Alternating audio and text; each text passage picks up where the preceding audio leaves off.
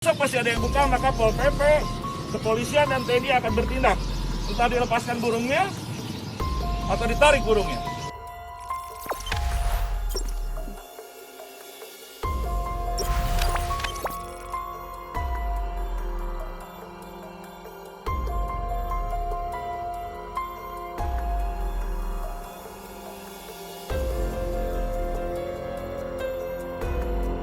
Besok sampai tanggal 20 tidak ada yang buka penjual burung, penjual pakan burung, kecuali sembako.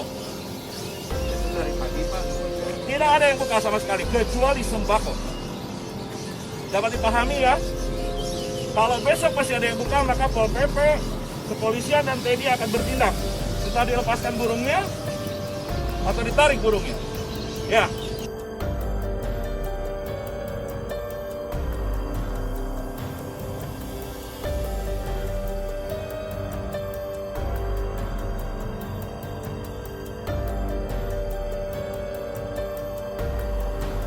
Besok sampai tanggal 20 tidak ada yang buka penjual burung, penjual pakan burung, kecuali sembako. Dari pagi, Pak. Tidak ada yang buka sama sekali, kecuali sembako. Dapat dipahami ya? Kalau besok masih ada yang buka, maka Pol PP, kepolisian dan TNI akan bertindak. Entah dilepaskan burungnya atau ditarik burungnya. Ya.